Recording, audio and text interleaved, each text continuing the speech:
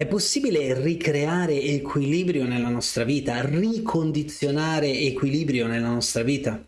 Oggi ti spiego proprio questo.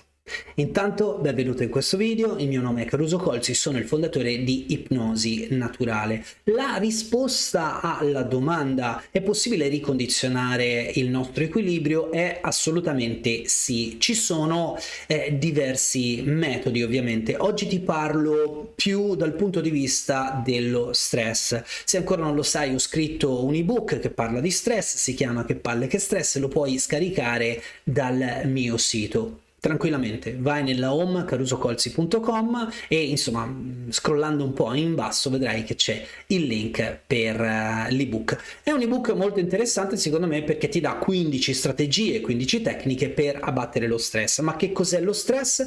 Te lo spiego bene nell'ebook, soltanto che oggi lo voglio rilegare al condizionamento del nostro equilibrio, perché vedi, quando siamo stressati praticamente agevoliamo tutto quello che è il mondo della tensione, della contrazione, e le nostre performance diventano misere, fanno schifo, ok? Perché quando siamo molto stressati, non soltanto da un punto di vista fisico ma anche mentale, le nostre performance non sono più quelle di quando invece noi siamo sereni, rilassati e molto focalizzati. Un altro aspetto da tenere presente sempre per rieducare, riorganizzare, ricondizionare il nostro equilibrio è il fatto che quando si entra in stress potenzialmente apriamo le porte e favoriamo il terreno dell'ansia e del panico. Va da sé, insomma, dai. Se sei ansioso o se hai attacchi di panico, è chiaro che le tue performance non siano poi il massimo, e soprattutto piano piano l'ansia, lo dovresti sapere, l'ho spiegato molto nei video che ho fatto, sbrodola un po', scusate questo termine, sbrodola un po', però rende l'idea, vero? In tutte le nostre aree, si allarga, viene generalizzata alle aree della nostra vita e quindi entra nelle relazioni, nella famiglia, nel lavoro, le nostre performance vanno giù, il nostro equilibrio interno comincia ancora di più a vacillare.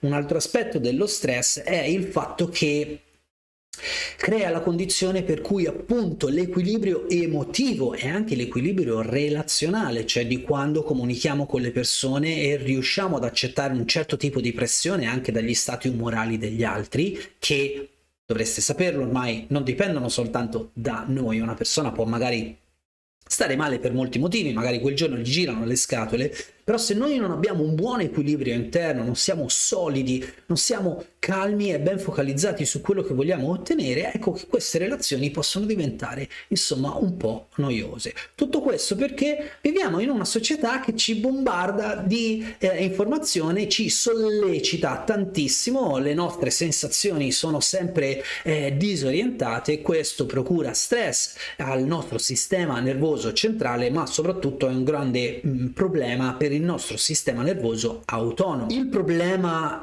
del ritmo sfrenato della nostra società ha un impatto notevole sulle nostre vite, anche perché ci mantiene sempre alto il livello di cortisolo e adrenalina all'interno del sistema, all'interno del sangue, e spesso e volentieri per i lavori sedentari o per il fatto che non ci possiamo muovere tantissimo non riusciamo a dissipare questi ormoni, che in altre circostanze invece sarebbero molto favorevoli nella nostra vita. In questo caso specifico è un po' un problema, anche perché quando cominciamo a avere troppo cortisolo nel sangue, poi alla fine cominciamo ad abbassare anche le nostre energie e progressivamente ci sentiamo sempre più stanchi, fino ad arrivare a quello che si chiama il concetto di stanchezza cronica. Comunque l'astenia è un qualcosa che nasce tanto anche dalle fasi di stress, e lo stress non è solo legato però alla freneticità della nostra vita, è legato anche a un certo tipo di associazioni mentali che noi facciamo e ricostruiamo e rimuginiamo e rigurgitiamo in continuazione all'interno del quotidiano. Ora, ci sono metodi efficaci per risolvere tutto questo? Sì, ci sono. Sono diversi anni che sto cercando soluzioni, metodi per risolvere proprio questo tipo di problema. Lo strumento che secondo me è più potente di tutti ed è anche gratuito è proprio la respirazione. È per questo che ho un corso di respirazione nel quale ti insegno più di 20 tecniche e ti spiego come, quando e perché utilizzare quella tecnica piuttosto che l'altra. Vi devo spiegare che nella respirazione noi abbiamo l'opportunità di creare un vero ponte tra la mente conscia e la mente inconscia, quindi andiamo a lavorare direttamente all'interno di noi attraverso dei piccoli esercizi che possiamo fare durante la giornata quando vogliamo. Sei seduto in autobus perché devi fare 10 minuti di tragitto da casa tua al lavoro, buoni per fare esercizio di respirazione, nessuno se ne accorge, tu sei più equilibrato e sano.